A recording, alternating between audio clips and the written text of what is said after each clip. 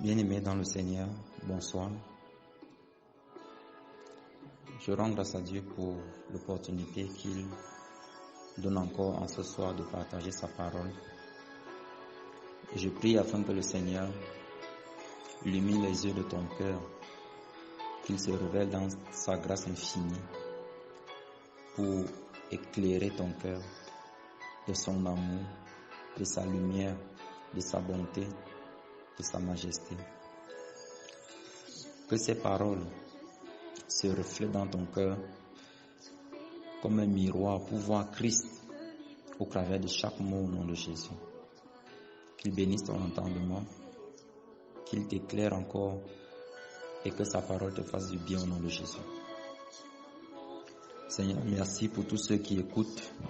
Merci Seigneur parce que tu disposes leur cœur favorablement. Que ton huile se déverse sur chaque vie, Seigneur, pour glorifier ton nom. Au nom puissant de Jésus, nous avons prié. Amen. Donc frères, nous allons lire aujourd'hui dans le livre de Matthieu, au chapitre 12. Et je lis toujours dans la King James français. Je suis le frère Martin. Que le Seigneur te bénisse, toi qui écoutes ce message en ce soir. Alors là, il est écrit, Matthieu chapitre 12, à partir du verset 1. À ce moment-là, Jésus continuait le jour du sabbat à travers les maïs. Et ses disciples eurent faim et commencèrent à arracher des épis de maïs et à en manger. Mais lorsque les pharisiens le virent, ils lui dirent, « Voici tes disciples font ce qui n'est pas permis de faire le jour du sabbat. » Mais il leur dit, « N'avez-vous pas lu ce que fit David lorsqu'il eut faim, ainsi que ceux qui étaient avec lui? Comment il entra dans la maison de Dieu et mangea le pain de présentation, lequel ne lui était pas permis de manger, ni à ceux qui étaient avec lui, mais seulement aux prêtres? Où n'avez-vous pas lu dans la loi comment les jours de sabbat les prêtres dans le temple profanent le sabbat et sont irréprochables? Mais je vous dis que dans ce lieu, il y en a un plus grand que le temple. Mais si vous aviez su ce que signifie « je veux la miséricorde et non pas sacrifice », vous n'aurez pas condamné les innocents. Car le Fils de l'homme est Seigneur, même du jour du sabbat. Et lorsqu'il partit de là, il alla dans leur synagogue. Et voici, il y avait un homme qui avait sa main atrophiée, et ils lui demandèrent, disant, « Est-il permis de guérir les jours de sabbat, afin qu'ils puissent l'accuser ?»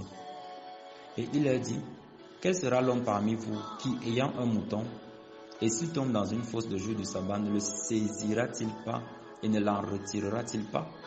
Combien donc un homme vaut-il mieux qu'un mouton? C'est pourquoi il est permis de faire du bien le jour du sabbat. » Puis il dit à cet homme, « Étends ta main. » Et il l'étendit, et elle fut rendue saine comme l'autre.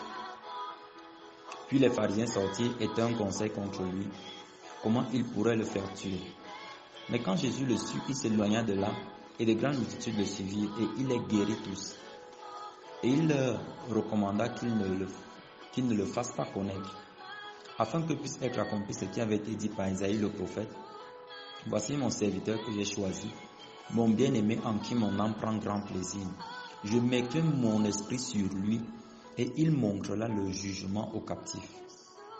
Il ne s'opposera pas ni ne criera, et aucun homme n'entendra sa voix dans les rues. Il ne brisera pas le roseau froissé, et il n'éteindra pas le lin fumant jusqu'à ce qu'il conçoive le jugement en victoire.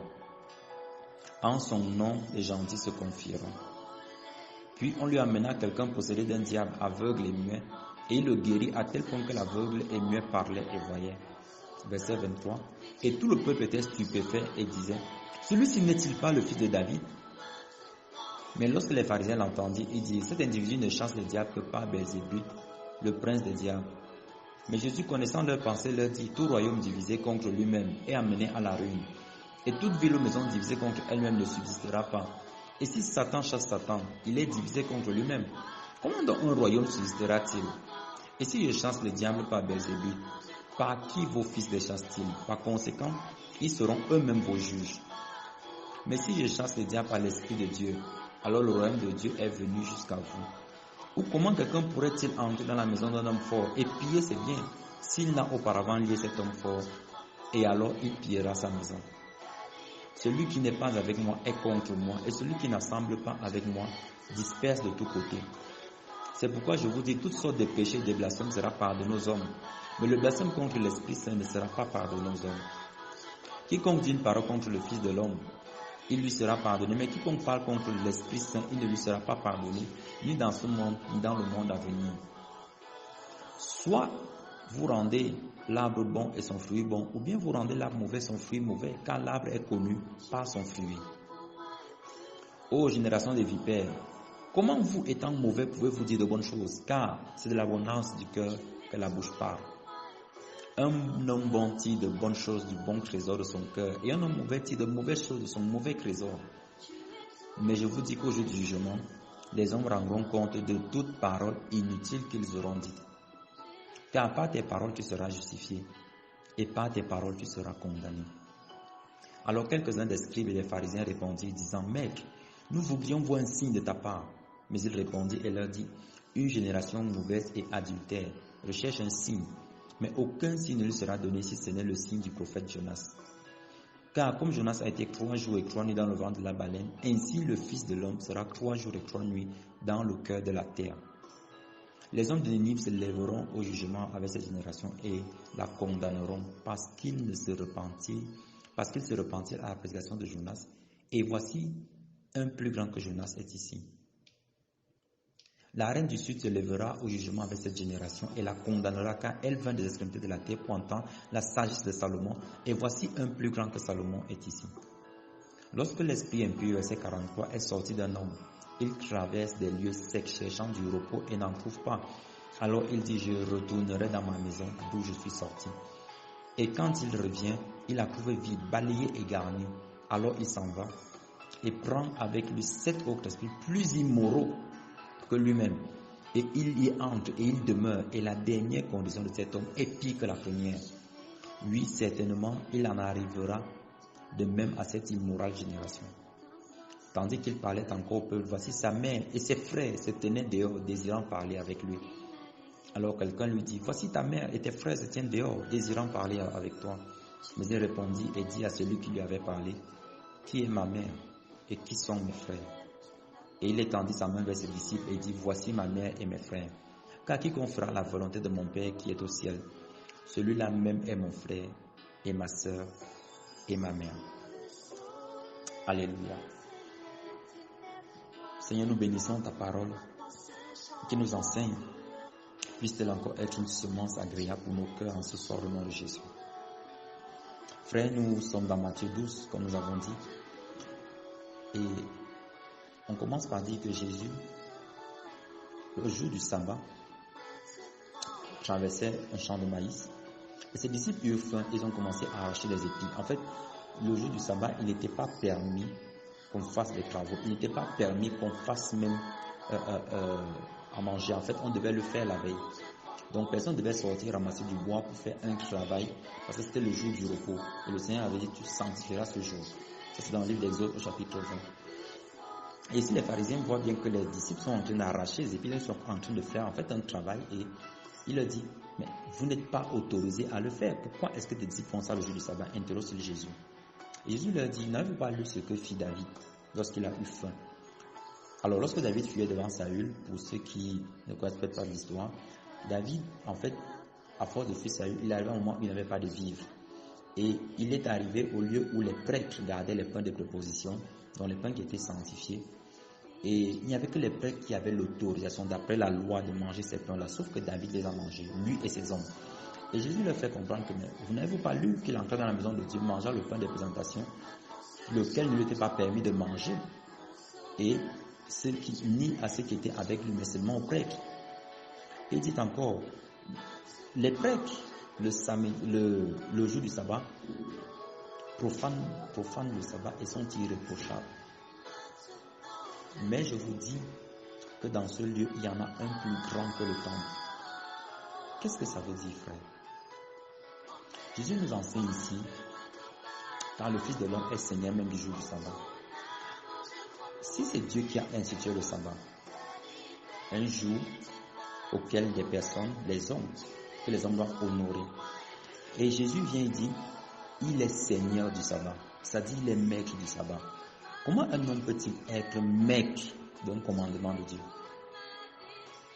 Frère, voilà encore une autre révélation cachée de Jésus-Christ Dieu. En fait, Jésus-Christ n'est pas Dieu avec le Père à côté et l'Esprit. Jésus-Christ est le même, c'est lui le Père, c'est lui le Fils, c'est lui l'Esprit. Mais ici, on voit une préfiguration, on voit plutôt une révélation de Jésus-Christ Seigneur, le maître du sabbat. Si le maître du sabbat, ça veut dire qu'il est maître des commandements, donc c'est lui qui a donné ces éléments à Moïse, qui a donné ces commandements à Moïse sur la montagne. Et comme je le dis toujours, par la grâce du Seigneur, on aura cet enseignement sur la divinité de Jésus pour démontrer avec un ensemble de versets comment le Seigneur a caché sa divinité aux sages de ce monde, c'est pour la révéler aux enfants. Et qu'est-ce que Jésus veut nous faire comprendre ici? Il veut nous faire comprendre que, en fait, le sabbat n'est pas un jour, comme dit l'apôtre Paul dans le livre de Galates au chapitre 3. Il dit la loi était un pédagogue qui nous a menés jusqu'à Christ. Ça veut dire que la loi, c'était juste des bornes, c'était un bornage, parce qu'il n'était impossible pour nous, et on va le comprendre dans Romains au chapitre 7 de manière beaucoup plus précise, il n'était pas possible pour nous d'obéir à Dieu naturellement, normalement, parce qu'on n'avait pas le Saint-Esprit. Donc aujourd'hui que l'Esprit a été relâché dans l'Église, il est possible d'obéir à Dieu par la loi de l'Esprit de vie, parce que c'est le Saint-Esprit qui conduit la vie d'un enfant de Dieu. Romains 8,14 dit, car tous ceux qui sont fils de Dieu sont conduits par le Saint-Esprit. Car tous ceux qui sont conduits par le Saint-Esprit sont fils de Dieu. Il ne faut pas inverser le verset. Tous ceux qui sont conduits par le Saint-Esprit sont fils de Dieu. Donc frère, voilà ce qui Jésus-Christ est en train de nous montrer ici, que la loi qui nous servait de pédagogue en fait, puisque je suis déjà là, c'est moi qui suis Seigneur de la loi. Voici la loi que je suis en train de vous donner. L'apôtre Paul le précise encore, qu'il y a, c'est dans le livre de Colossiens, il y a certains qui font différenciation de jours, d'autres qui disent qu'ils sont égaux. En fait, il n'y a plus un jour précis pour dire c'est en ce jour-ci que je sanctifie le Seigneur. Tous les jours, un homme peut choisir, dire moi j'honore plus le lundi que le mercredi. Moi j'honore plus le jeudi que le tel jour. En fait, devant le Seigneur, tous les jours sont égaux parce que c'est tous les jours que le Seigneur nous demande des fruits. Donc c'est à nous d'être conscients que le Seigneur nous a mis dans un repos en nous faisant asseoir à la droite de son Fils. Donc, en fait, on vit un sabbat continuel.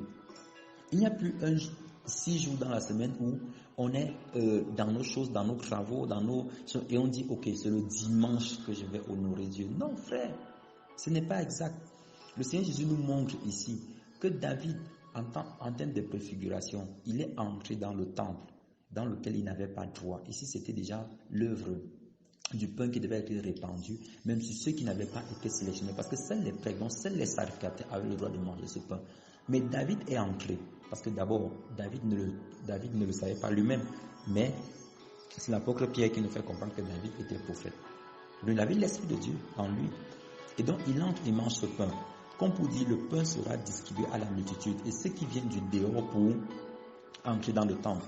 Et les prêtres avaient la capacité de manger le pain, même le jour du sabbat, sans être, c'est-à-dire ils pouvaient faire tout ce qu'ils avaient à faire, même le jour du sabbat, et ils n'étaient pas en fait condamnés. Pourquoi? Parce qu'ils étaient sacrificateurs. Et qu'est-ce que Apocalypse nous dit? Qu'il a fait de nous un royaume et des sacrificateurs. Donc ce que Christ a fait de nous en fait, c'est que nous soyons de manière constante dans le temple, de manière perpétuelle dans le temple. De telle sorte que, étant dans ce temple, tous les jours en fait équivalent au sabbat. Donc il n'y a plus un jour spécifique de repos, je dis c'est aujourd'hui où j'honore mon Dieu. Non, frère, on doit sortir de cette marque de religiosité. C'est pour cela que lorsque Jésus s'est approché du figuier, et j'aime beaucoup cette version dans Marc où on dit, ce n'était pas la saison, mais il a demandé des fruits. Comment Jésus pouvait demander des fruits à un arbre qui savait bien que ce n'était pas la saison? C'est comme si on va pour cueillir des mangues sur un manguier en période de décembre. Mais on sait bien qu'en décembre, le manguier ne produit pas.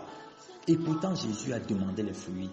Il était en train de nous montrer que, en tant que maître, dans la nouvelle alliance, l'arbre n'a plus une saison pour produire les fruits. C'est tous les jours que le maître attend des fruits de nous. Donc, il en est pareil avec le sabbat. Il en est de même. Et ayant fait de nous des sacrificateurs, nous avons accès au lieu très saint. Et nous honorons Dieu jour après jour. Donc, frère, reconsidère tes attitudes. Reconsidère le temps que tu disposes pour ton Seigneur. Ne te dis pas que dans la semaine, je fais ceci, je fais cela, et c'est le dimanche que je vais vraiment honorer mon Dieu. Ou bien d'autres qui sont dans la pensée où c'est-à-dire que quand il n'a pas rendu un culte le dimanche, il est scandalisé dans son esprit. Frère, je veux que tu sois libre dans ton esprit. Sois libre de servir le Seigneur, mais sers-le chaque jour de la semaine. C'est de ça qu'il s'agit. C'est de ça qu'il s'agit. Si tu considères que le dimanche est plus important que les autres, le Seigneur ne te condamne pas, mais il te demande aussi des fruits tous les autres jours de la semaine. Ne revêt pas seulement le vêtement de religiosité, le vêtement de religion pour dire je m'en vais rendre un culte, je m'en vais faire le culte. Non, frère, ça doit plus être pareil. Donc le Seigneur nous dit Jésus nous dit qu'il est maître du sabbat, il est Seigneur du sabbat. Donc il est le roi d'Israël, il est celui qui a donné les commandements. Et voilà Jésus, il arrive dans la synagogue et voici une personne a une main atrophiée et on lui demande, est-il permis de guérir les jours du sabbat? On a parlé de ça hier dans Matthieu 11. Je vous l'annonçais. Suivez la réponse de Jésus. Il dit, lequel parmi vous ayant un seul mouton, si celui-ci tombe dans une fosse le jour du sabbat, n'ira-t-il pas le retirer? Et parfois, il y a beaucoup de serviteurs de Dieu qui sont tombés, beaucoup d'enfants de Dieu qui sont tombés dans ce piège du diable où le diable te pose une question d'une manière et il attend que tu répondes à cette question d'une façon ou d'une autre selon les canons qu'il a déjà prévus pour toi. Non, je veux que tu me dises, est-ce que Jésus-Christ est Dieu, oui ou non? Est-ce que c'est à lui de me dire comment je dois répondre? C'est le Saint-Esprit qui va mettre les paroles en toi pour te donner la réponse. Souvenez-vous de la même histoire lorsqu'on amène cette femme prise en flagrant délit d'adultère. Et on dit, Seigneur, Moïse nous a commandé de lapider cette femme. Qu'est-ce que toi tu dis? Si on répondait avec la chair, on aurait seulement dit que non. Ok, Moïse a demandé de la lapider. D'accord, tu es là. Parce que c'est ce que la loi prévoit. Et puis ils auraient dit, tu dis que tu es prophète, mais tu es un homme sans cœur. Ils auraient trouvé un motif de l'accuser. Si par contre Jésus avait dit, non, Moïse, il n'est pas permis de la lapider parce que vous lui ferez du mal. Ils auraient dit que mais Moïse a pourtant dit qu'on doit lapider, donc tu es contre la loi. Et ils auraient accusé Jésus quand même. Donc qu'est-ce que Jésus fait? C'est pareil ici. C'est-à-dire il ne répond pas selon la question qu'on lui a posée. Et jamais le Saint-Esprit, quand il nous amène dans un échange, même lorsque quelqu'un est en train de discuter de la parole de Dieu ou un démon est en train de le saisir pour l'amener à contredire la vérité, frère, le Saint-Esprit ne va jamais t'amener à répondre comme ce type-là veut, comme ce monsieur-là, comme cette personne-là veut. Donc nous devons rester sensibles à la descente de l'Esprit. Et si, qu'est-ce que Jésus fait ressortir? Eux, ils voyaient l'aspect de profaner le sabbat en opérant la guérison. Mais si ce que Jésus fait ressortir, c'est que ce n'est pas de l'aspect de profaner le sabbat en opérant la guérison que moi je voudrais que vous voyez, c'est le bien que je voudrais que vous voyez.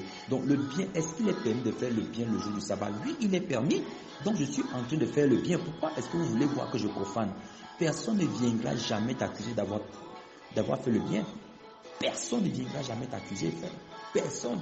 Donc ici, le Seigneur nous montrait comment, avec le Saint-Esprit, nous avons la capacité de regarder les problèmes sous un autre angle et de faire voir cet angle-là afin d'attirer, afin de convertir, afin de changer leur cœur. Donc ne t'empresse pas, frère, d'entrer dans l'audition. Ne t'empresse pas de répondre. Prends le temps et écoute le Saint-Esprit pour t'orienter dans tes réponses, afin que tes réponses ne deviennent pas un piège pour toi. Et il dit à cet homme, étends ta main, et elle fut saine. Et vous voyez que les pharisiens au verset 14 n'ont rien eu à redire parce qu'ils ne peuvent pas se lever et dire que non, tu as profané le sabbat. Mais on leur aurait dit, la foule aurait dit que mais comment vous pouvez reprocher un homme de faire le bien? Donc c'est la même chose ici. Ils sont juste sortis, ils ont tenu le conseil pour dire vraiment on doit tuer cet homme-ci. Donc frère, lorsque on agit avec le Saint-Esprit, nos adversaires n'auront rien à répondre. Ici je ne parle pas d'adversaires en termes d'ennemis. Je parle d'adversaires en termes de personnes qui sont encore manipulées par l'ennemi, par le diable, qui les tient encore dans l'ignorance, dans la méchanceté de leurs péchés et de toutes ces choses-là, afin que le Seigneur ouvre leurs yeux et qu'il les touche par les paroles de connaissance et de révélation. Et voici, le Seigneur dit, verset 18, « Voici mon serviteur que j'ai choisi, mon bien-aimé à qui mon âme prend grand plaisir. Je mettrai mon esprit en lui. » Mon esprit en lui. Et il montrera le jugement aux gentils, aux nations, au peuple. Il dit, mon âme prend grand plaisir. Mon âme, c'est l'âme de Dieu qui se réjouit de l'Esprit de Dieu en Jésus-Christ. Pourquoi? Parce que il appelle Jésus mon serviteur. Pourquoi? Parce que qui est l'homme et qui est le Fils de l'homme pour que tu lui donnes tant de considération. Tu l'as abaissé pour un peu de temps au-dessous des anges.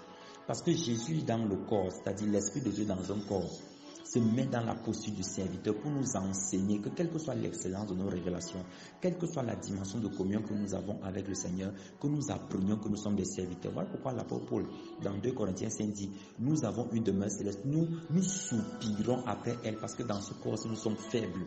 Parce que cette demeure-ci, elle est temporaire, elle est terrestre. Comme pour dire que dans le corps, Jésus-Christ était en train de reconnaître que parce qu'il a revêtu le corps, parce que Dieu dans un corps, alors il se mettait au service de l'Esprit.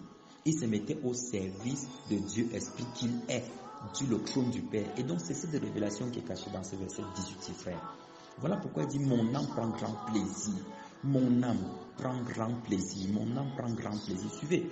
Et il ne dit pas mon âme prend grand plaisir en lui. Il dit mon âme prend grand plaisir. Voici mon serviteur que j'ai choisi. Mon bien-aimé. En celui-là, mon âme prend grand plaisir.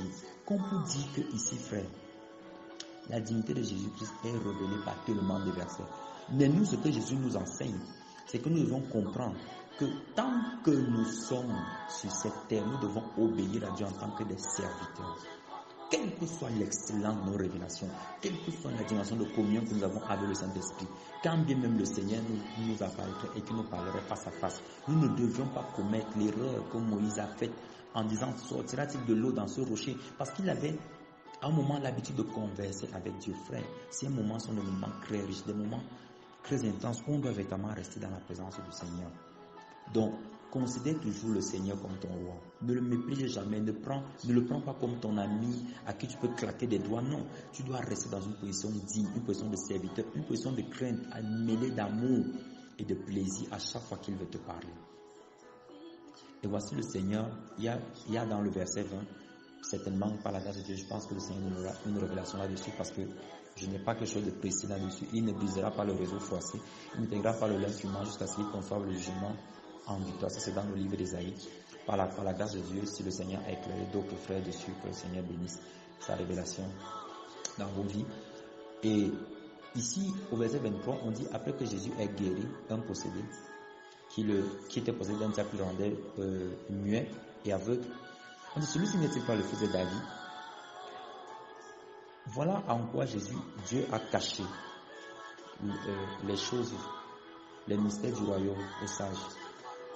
Vous voyez, les Juifs attendaient que Dieu vienne en déchirant le ciel, que le Fils de l'homme parte du ciel sur la terre dans une grande lumière, qu'il vienne terroriser tous ceux qui les maltraitaient, les Romains et tout ça, et qu'ils reconnaissent que c'est lui le Fils de Dieu, parce qu'il est venu d'une manière extraordinaire. Mais qu'est-ce que Dieu choisit de faire? Dieu choisit de prendre ce qui est faible. Ce n'est pas ici le Fils de David. Et c'est ainsi qu'on parlera de tous les enfants de Dieu. Mais n'est-ce pas ici mon frère?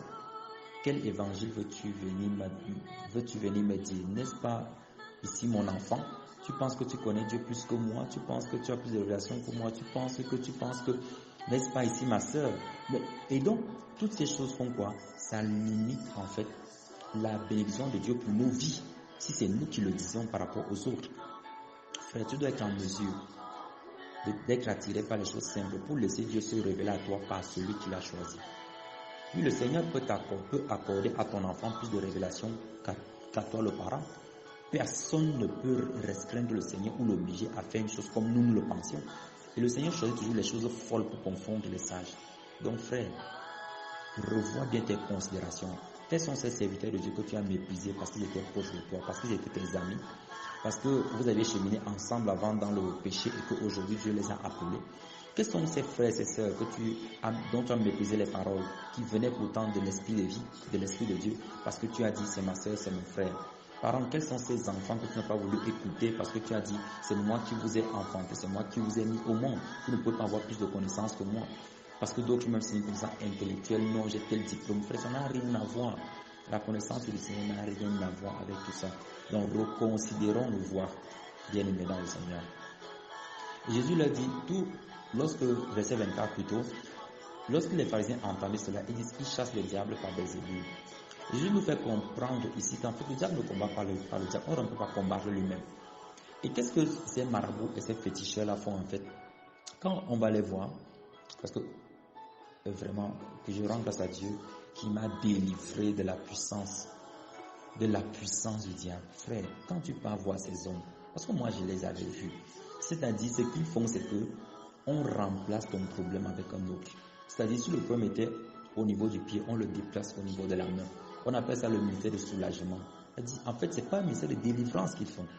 Mais tu as le sentiment que la chose est partie. Mais ici, regardez bien, il n'y a personne qui, ayant été délivré par Jésus-Christ, a encore été possédé. Il n'y a personne qui, ayant reçu le ministère du Christ, a encore été attaqué par l'ennemi. Qu'est-ce que ça veut dire pour nous, frères? Il y a un ministère de soulagement qui est répandu extrêmement dans les milieux chrétiens.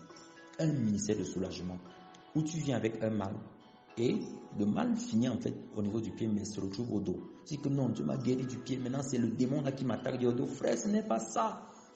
Ce n'est pas ça, c'est la stratégie rusée du diable qui maintient ici captifs les gens et on dit que non, maintenant celui qui est même sur le dos là, il est encore plus dangereux, même viens encore donner une autre offrande, viens encore, il faut encore qu'on... Non frère, ce n'est pas exact. Lorsque Christ opère par le Saint-Esprit, lorsque nous opérons par l'Esprit de Dieu, alors c'est comme il a dit, mais si je chasse déjà par l'Esprit de Dieu, alors le royaume de Dieu est venu jusqu'à vous. Il est venu jusqu'à vous.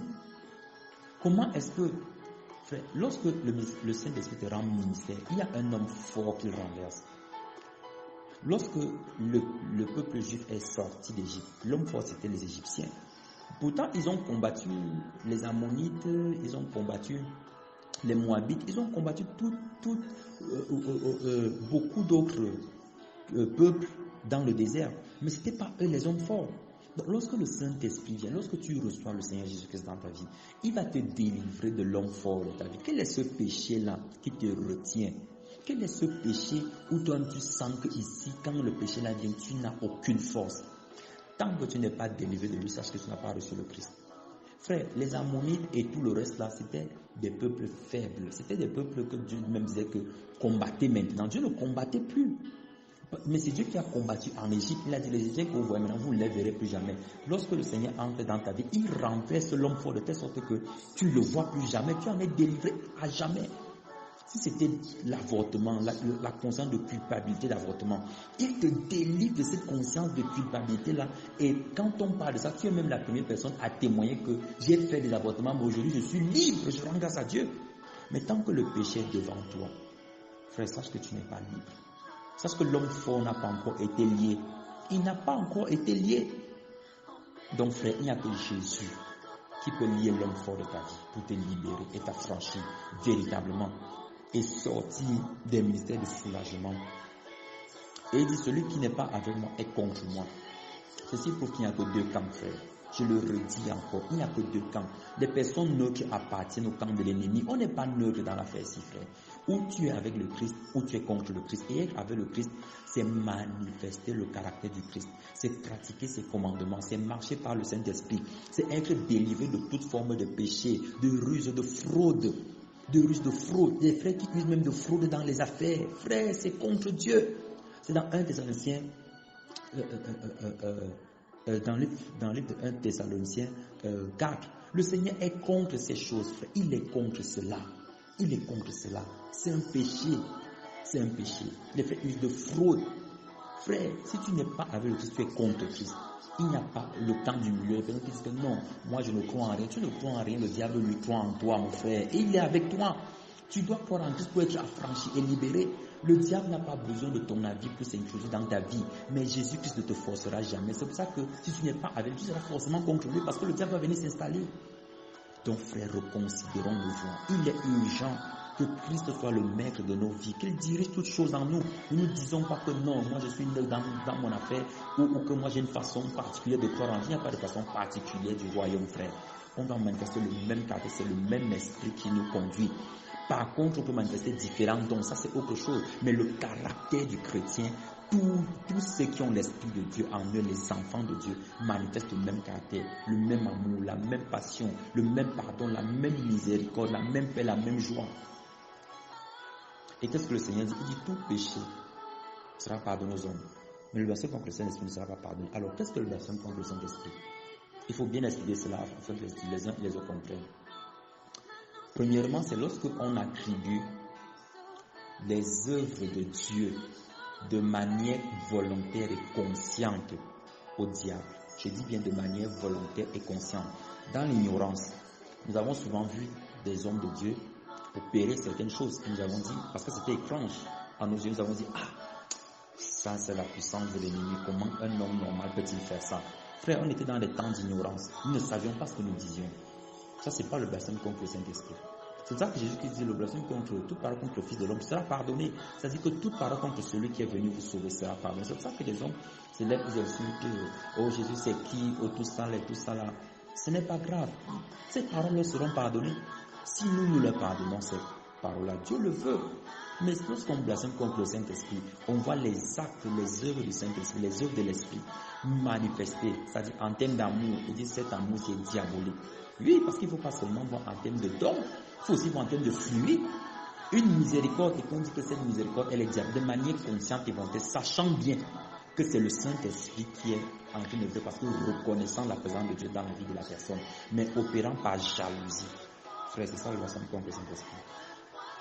Et deuxièmement, c'est lorsque on s'oppose à ce que les hommes connaissent la vérité de manière consciente et volontaire. Donc quelqu'un qui met des barrières pour empêcher que l'évangile n'atteigne d'autres personnes, afin qu'ils restent dans les ténèbres, est également en train de blasphémer contre le Saint-Esprit. C'est ce que les pharisiens ont fait ici.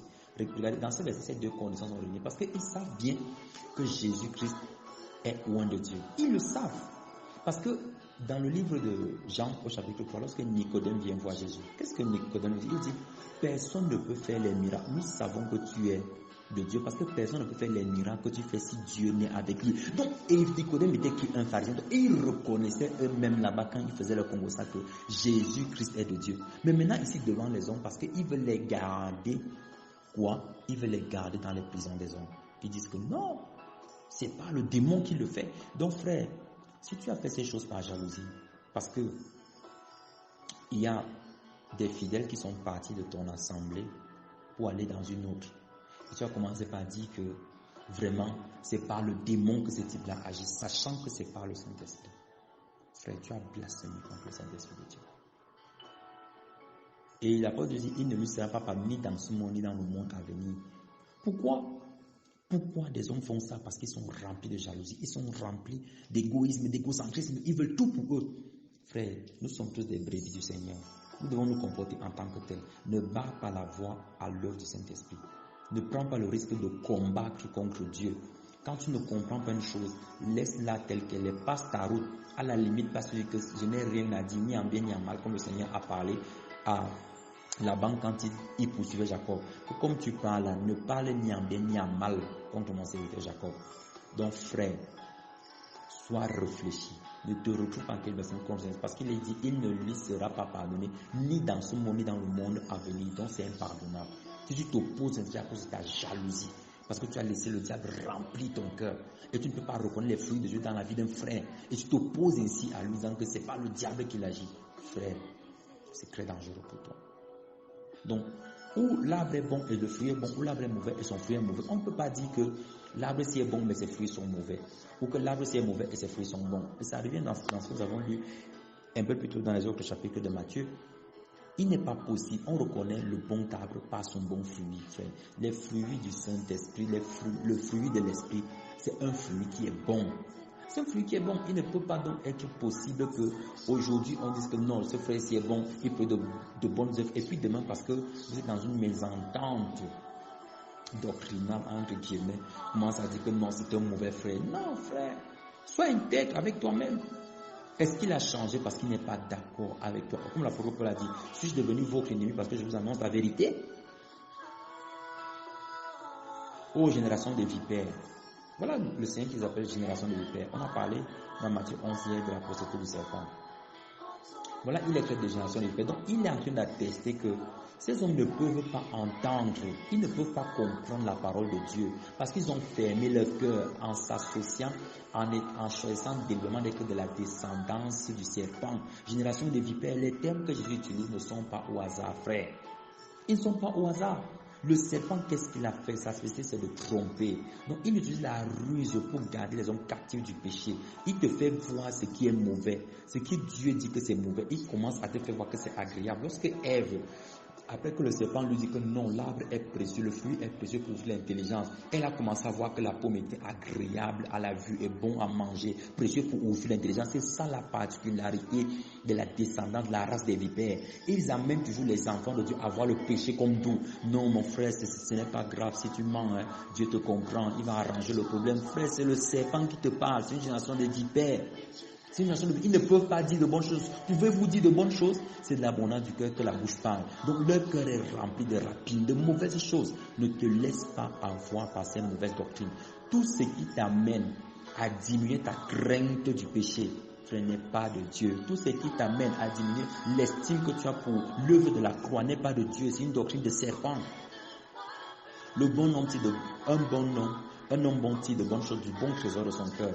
Frère, là où est ton trésor, là, ce sera ton cœur. Et maintenant, on dit, il tire de bonnes choses du bon trésor de son cœur. Donc, il y a le mauvais trésor. Suivez, et un homme mauvais tire de mauvaises choses du mauvais trésor. Donc, si ton trésor est charnel, si ton trésor n'est pas spirituel, si ton trésor, ce ne sont pas les choses d'en haut, comme l'apôtre Paul dit dans Colossiens au chapitre 3, si donc vous êtes restés avec Christ, recherchez les choses d'en haut. Si ton trésor ce n'est pas les choses d'en haut, frère, tu vas tirer, tu vas être un homme mauvais. Parce que c'est un mauvais trésor. Et forcément, tu vas tirer des mauvaises choses de ce mauvais trésor-là. Ce n'est pas possible qu'il en soit autrement. Tandis que si ton trésor est bon, tu vas tirer de bonnes choses de ce bon trésor. Donc, évitons de dire des paroles inutiles. Parce qu'au jour du jugement, nous rendrons compte de toutes ces paroles-là. Par ces paroles, nous serons justifiés, par ces paroles, nous serons condamnés.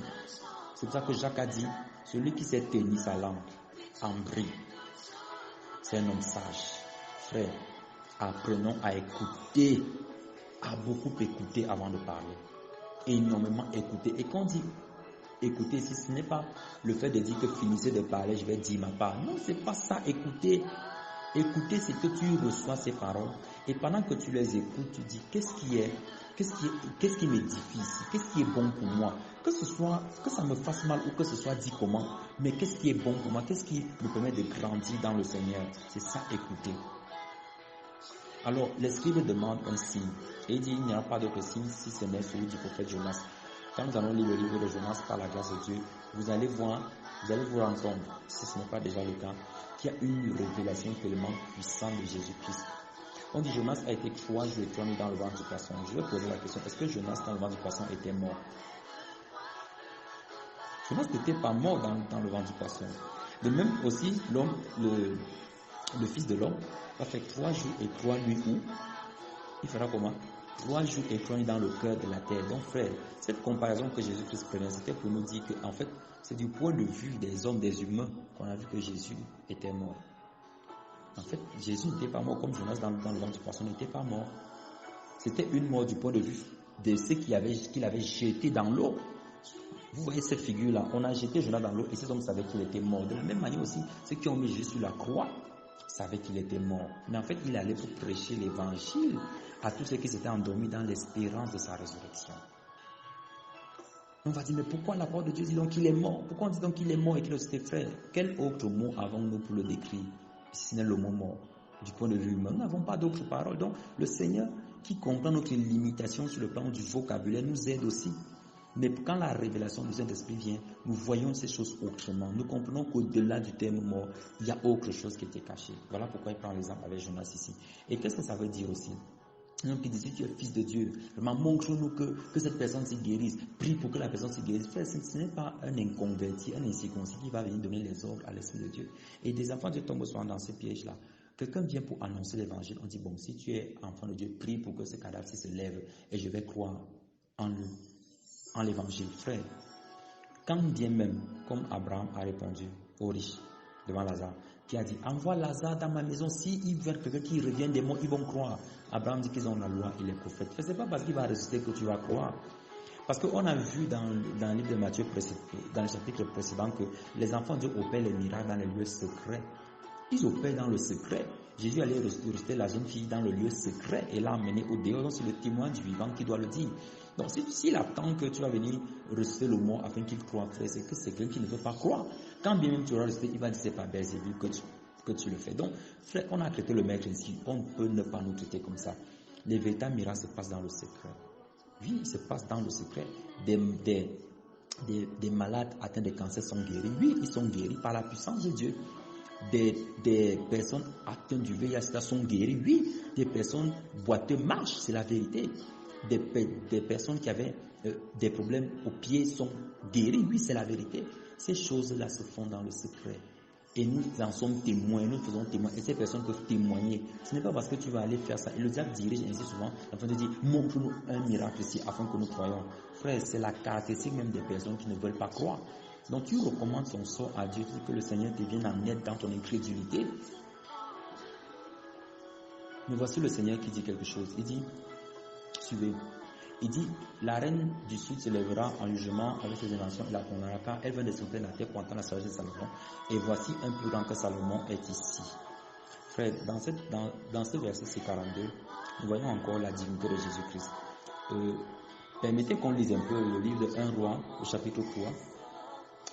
Alors, qu'est-ce qui se passe là-bas à partir du verset 5? À Gabaon, l'Éternel apparut en songe à Salomon pendant la nuit et Dieu lui dit, demande ce que tu veux que je te donne. Salomon répondit, tu as traité avec une grande bienveillance ton serviteur David, mon père, parce qu'il marchait en ta présence dans la fidélité, dans la justice et dans la droiture de cœur envers toi. Tu lui as conservé cette grande bienveillance et tu lui as donné un fils qui est assis sur son trône, comme on le voit aujourd'hui. Maintenant, Éternel, mon Dieu, tu as fait régner ton serviteur à la place de David, mon père. Et moi, je ne suis qu'un jeune homme, je n'ai point d'expérience. Ton serviteur est au milieu du peuple que tu as choisi, peuple immense, qui ne peut être ni compté ni nombré à cause de sa multitude. Accorde donc à ton serviteur un cœur intelligent pour juger ton peuple, pour discerner le bien du mal. Car qui pourrait juger ton peuple, ce peuple si nombreux?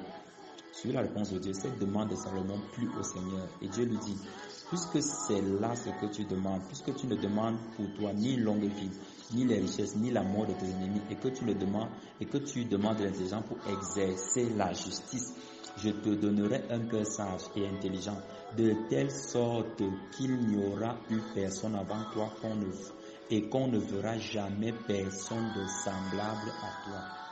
Ça veut dire simplement que si on repart dans Matthieu, quand Jésus dit, voici il y a plus grand que Salomon ici, Dieu a promis qu'il n'y aura aucun homme qui sera plus grand que Salomon en termes de sagesse. Parce qu'ici, il soulève la sagesse de Salomon en disant, la reine du Midi, la reine du Sud ou du Midi est venue entendre les paroles de Salomon.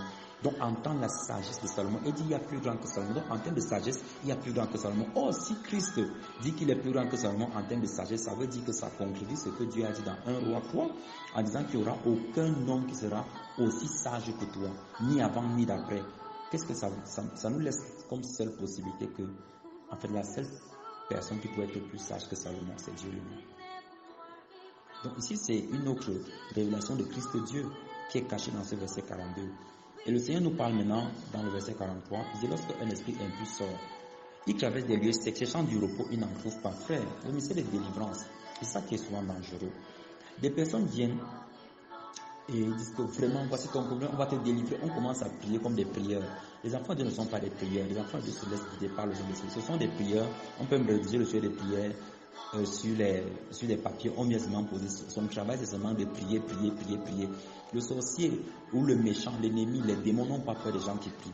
Ils ont peur du juste, des gens qui se sanctifient, des personnes qui gardent leur robe propre dans le sang de l'agneau, car ils ont vaincu qui? Le serpent, le dragon ancien, par leur témoignage et par le sang de l'agneau, par leur témoignage, le témoignage de leur vie de sainteté, de leur vie de vérité, et par le sang dans lequel ils sont restés trempés. Il nous enseigne le livre de l'Apocalypse. Donc, lorsque un démon sort, finalement, on ne prend même pas la peine de commencer à remplir cette personne de Christ, parce qu'en fait, quand il va revenir, il va trouver que la maison est vide. Elle est vide, balayée et garnie. Elle est garnie maintenant de quoi? Elle est garnie des promesses du monde. Maintenant que l'esprit de célibat est parti, tu vas te marier au nom de Jésus-Christ. Frère, on est en train de garnir la maison de tout ce qui n'est pas de Dieu. Et qu'est-ce que le démon là va faire? Il va dire, ok, je vais aller prendre 7 autres, c'est plus immoraux que moi-même. Donc, quand tu venais, tu avais un problème de célibat. Et lorsque le démon revient, en fait, il va te mettre dans la misère, il va te mettre l'impureté, il va te mettre l'impudicité, tu vas entrer dans une débauche pas possible, et il va multiplier, il dit plus immoraux que lui. Donc, même dans la classification d'immoralité, les démons se dépassent. Donc, il y a des démons qui sont, on ne va pas dire qu'ils sont beaucoup plus pudiques, mais ils sont tous des impudiques d'abord, mais c'est pour dire que, en termes de mal qu'ils peuvent faire, vraiment, il y a les catégories et les catégories. Donc, serviteurs de Dieu, enfants de Dieu, ayez le discernement ici. Les hommes n'ont pas d'abord besoin d'être délivrés des esprits impurs. Christ est délivré de la parole, par sa parole. Parce que la parole de Dieu vient remplacer.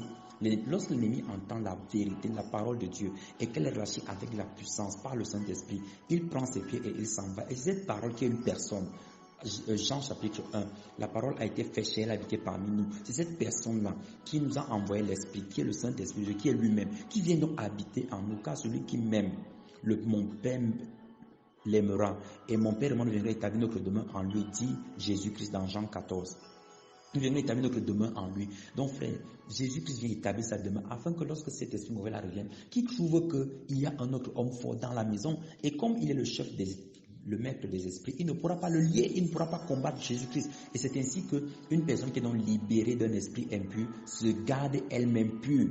Parce qu'elle va préserver Christ maintenant. Maintenant, on va lui enseigner à préserver l'esprit, n'éteignez pas l'esprit, à préserver l'esprit par des cantiques, par des prières, par des louanges, par l'adoration, par la sanctification, par la marche dans la vérité, en répétant les armes spirituelles qu'on décrit dans le livre d'Éphésiens chapitre 6 à partir du verset 12. Donc frère, arrêtons avec ces ministères où vous dites que mon ministère c'est la délivrance. Il n'y a pas un ministère de délivrance. Ça n'existe pas. Même dans la parole de Dieu, ça n'existe pas. Il n'y a pas un ministère de délivrance. Comme moi je suis spécialiste, je chasse seulement les démons. Ça veut dire quoi? On te remplit d'autres choses, bien aimé. Fuis, sors du milieu d'eux. Si tu entends ce genre de choses, frère, sors du milieu d'eux. Il n'y a pas une personne qui dit que moi je suis spécialisé pour chasser les démons. Il va les chasser pour les remplacer avec qui? Avec quoi?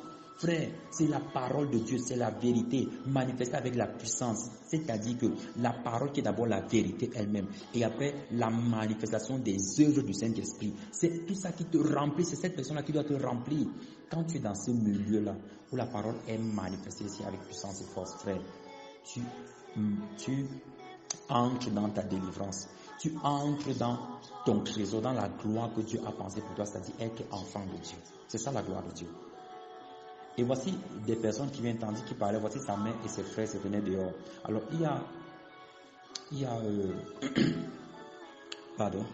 une doctrine très très religieuse qui dit ici que Marie n'a pas eu d'autres enfants. Voilà, donc on dit voici sa mère et ses frères. Voici sa mère et ses frères. On les désigne ici de manière nominative même presque. Si on a dit sa mère, pourquoi on peut croire que c'est Marie, la mère de Jésus, et qu'on dit ses frères, on se dit que non, c'est les personnes dans la foule comme ça. Non. Ici, il s'agit bien des frères de Jésus. Oui, Jude est le frère de Jésus-Christ. Jude qui a écrit le livre, le Jude, il est le frère de Jésus. Donc, Jésus a eu bien des frères. Il a bien eu des frères. Et suivez, la parole de Dieu dit que Joseph ne s'approcha pour ne marier jusqu'à ce que Marie ait enfanté Jésus. Donc ça ne veut pas dire qu'après, ils n'ont pas vécu leur vie de couple. Donc vraiment, frère, sort de cette image de religiosité-là qu'on a mise ainsi sur Marie, Mère de Dieu. Vraiment, sort de cette image-là, frère. Et vraiment, par la grâce de Dieu, je vais mettre des enseignements afin que des personnes soient franchies même de cette doctrine satanique et diabolique qui amène à adorer une divinité, la reine de la côte, à la place de notre maître Seigneur et Dieu. 1 Timothée 2,5. 1 Timothée 2,5, frère. 1 Timothée 2,5. 1 Timothée 2,5. Je t'invite à le lire toi-même. Pour que je ne prononce pas de ma propre bouche, je t'invite à lire 1 Timothée 2,5. Et tu vas comprendre ce qui est écrit là-bas. Donc voilà ses frères et sa mère qui viennent et veulent parler avec lui. Et qu'est-ce que Jésus leur dit? Il leur dit, c'est ceux qui font la volonté de mon Père qui est dans les cieux, qui sont mon frère, ma mère. Et ça peut dire, mais pourquoi Jésus dit que la volonté de mon Père qui est dans les cieux? Ça, on va l'expliquer au moment où on sera dans l'enseignement de la divinité de Jésus, les propos de Jésus-Christ où il parlait à la troisième personne de lui-même, en fait. Donc ici dit, c'est ceux-là qui sont mon frère, ma soeur, ma mère. Et beaucoup de frères mal éclairés, mal affermis, ou bien poussés souvent par la doctrine du zèle amer, des prédicateurs qui veulent souvent les embrigader dans leurs assemblées et autres, leur ont maintenant dit que non, Jésus même a dit que ceux qui ne font pas la volonté de mon Père, ils ne sont pas mes frères, mes soeurs. Donc vraiment, ta famille maternelle et paternelle, là, ils ne font pas la volonté de ton Père. Donc, ils ne sont pas tes frères, ils ne sont pas tes soeurs. Frères, je voudrais qu'on lise également ensemble dans notre verset. Nous sommes dans 1 Timothée 5, verset 8. Si quelqu'un n'a pas soin des siens, et précisément de ceux de sa famille, il a renié la foi, il est pire qu'un infidèle. On ne parle pas d'ici de ceux de sa famille qui sont ses frères en Christ. Non. On parle de sa famille génétique, on parle de sa famille génétique, donc des personnes avec qui il est né du même ventre, en fait, qui ont un père et une mère naturelle. Alors qu'est-ce que Jésus essaie de nous faire comprendre ici? Bien aimé dans le Seigneur. Quand Jésus t'appelle mon frère, c'est parce que tu fais la volonté de Dieu. Quand Jésus t'appelle ma sœur, c'est parce que tu fais la volonté de Dieu. Quand Jésus t'appelle ma mère, c'est parce que tu fais la volonté de Dieu. Quand Jésus t'appelle son enfant, c'est parce que tu fais la volonté de Dieu. Donc, ça veut dire que tu fais la volonté de Dieu. C'est quoi? C'est qu'ils m'aiment garder mes commandements. Ils se gardent eux-mêmes. Donc, quand tu pratiques les commandements de Dieu, Jésus te reconnaît comme son frère, comme sa soeur, comme sa mère. Par contre, cela n'exclut pas le fait que tu dois prendre soin de ceux de ta maison. Tu dois prendre soin d'eux. Parce que c'est en cela qu'on démontre l'amour. Si tu ne prends pas soin d'eux, en fait, tu es en train de démontrer que tu ne salues que ceux qui te saluent. Tu ne fais du bien qu'à ceux qui te font du bien. En quoi est-ce que c'est extraordinaire? Donc aujourd'hui, arrêtez d'être manipulés par ces faux serviteurs de Dieu là, par ces faux hommes de Dieu qui veulent vous embrigader dans leurs assemblées, on t'empêche d'aller rendre visite à ta maman, à ton papa, à tes frères, à tes soeurs, soit disant qu'ils sont sorciers, ils ne font pas la volonté de Dieu. Mais frères, c'est notre amour qui va les attirer à Dieu. C'est en manifestant cet amour-là que le Seigneur va s'aimer quelque chose dans leur vie. Et lorsque leurs yeux vont s'ouvrir, les yeux de leur cœur, comme le Seigneur a ouvert nos yeux, qu'ils vont voir la vérité, ils vont entrer dans toute la vérité. Comment est-ce qu'il est possible que tu as grandi avec ta maman, avec ton papa, avec ton frère, et c'est maintenant qu'il veut te tuer, frère, alors que c'est maintenant que tu es en Christ Jésus? Réfléchissons un peu, frère. Nous ne sommes pas manipulés par la doctrine du serpent qui vient s'aimer la zizanie et le désordre. N'utilisons pas les versets à mauvais escient. Les versets ne se concrétisent pas. Mais par la révélation du Saint-Esprit, il nous montre quelle est l'attitude que nous devrions avoir. Nous devons aller vers ces hommes-là, aller avec la caractéristique de Christ. On n'y va pas pour aller discuter des choses du monde avec eux. Non, on y va parce qu'on leur manifeste l'amour. Quand ils ont besoin de soutien, on leur accorde le soutien. Quand ils ont besoin d'échanger, on leur donne ces échanges-là. Mais nous ne parlons pas des choses du monde avec eux. Nous ne faisons pas les choses du monde avec eux parce que nous ne sommes plus du monde lorsque nous sommes en Jésus-Christ. Donc le Seigneur est en train de nous montrer que pour que lui nous appelle frères et pour que nous entrions dans le royaume de Dieu, il faut que nous fassions la volonté de Dieu, que nous marchions selon l'Esprit. Si vous vivez par l'Esprit, marchez aussi selon l'Esprit, dit l'apôtre Paul dans le livre de Galates. Donc frère, il est important que cela soit notre partage. Je voudrais donc en ce soir, bien-aimés dans le Seigneur, que nous puissions prier ensemble pour dire: Seigneur, j'ai mal compris énormément de choses. J'ai fait du tort à ceux à qui je devais accorder de l'amour, de l'affection. Parce que j'ai été manipulé par des hommes méchants et mauvais. Par mon zèle, Seigneur, ils l'ont détourné pour que je sois contre toi. Je te supplie, Seigneur, de me pardonner. Je te supplie, Seigneur, de me pardonner. Et donne-moi le courage et la force, Seigneur, de reconnaître, d'aller réparer mes erreurs à leurs yeux. Je te le demande au nom de Jésus. Que je puisse leur dire: frère, je suis navré parce que je me suis comporté ainsi. Et véritablement que cela soit une porte d'ouverture pour leur salut au nom de Jésus-Christ. Papa, je prie également afin que je demeure rempli de toi. Seigneur, il ne s'agit pas que je sois un ministère de soulagement, mais que je sois véritablement un ministère de délivrance, de guérison interne, Seigneur, où toi tu prends place dans ma vie, que tu sois mon maître et mon Seigneur. Je te le demande au nom de Jésus. Je prie afin que je ne sois pas de la descendance du serpent où mes oreilles sont bouchées, Seigneur, où je demande des signes charnels, où je veux voir, Seigneur, la manifestation d'une puissance démoniaque même, afin que je pense que c'est par là que je vais croire. Seigneur, ouvre les yeux de mon cœur pour avoir des songes et des visions sur des choses qui sont enfouies, cachées, que tu as opérées, que tu continues d'opérer dans le secret, afin que je te comprenne au nom de Jésus-Christ. Papa, merci parce que tu me permets de ne pas relâcher n'importe quelle parole, afin que mes paroles ne me condamnent pas, mais que je reçois toujours des paroles, que je relâche toujours des paroles, Seigneur, de grâce, de bénédiction, de faveur, afin que, Seigneur, ces paroles me justifient au nom puissant de Jésus. Que je sois un bon arbre, Seigneur, planté près d'un courant d'eau, comme tu le dis dans le Somme 1 par ton serviteur David, que je produise mon fruit en chaque moment et en toutes les saisons, Seigneur. Je te le demande au nom de Jésus-Christ. Seigneur, merci de me pardonner des iniquités que j'ai eu à faire, à produire, Seigneur. Quand j'ai parlé de mal contre toi, étant dans l'ignorance, je prie afin que tu me pardonnes au nom de Jésus-Christ. Merci, Seigneur, parce que tu m'apprends à pratiquer la miséricorde et non plus le sacrifice, Seigneur, à ne pas être dans la loi, mais à savoir que je marche avec le Seigneur, le roi des rois, le maître du sabbat. Et qu'en tout temps, tu peux me demander des fruits, que je déchire le vêtement de la religion dans ma vie au nom de Jésus, et je me revers de ton vêtement, Jésus. Le vêtement de la grâce, le vêtement de l'esprit, au nom puissant de Jésus-Christ. Merci, Seigneur, parce que tu as fait de moi un sacrificateur à ton service pour ta gloire et pour la glorification seulement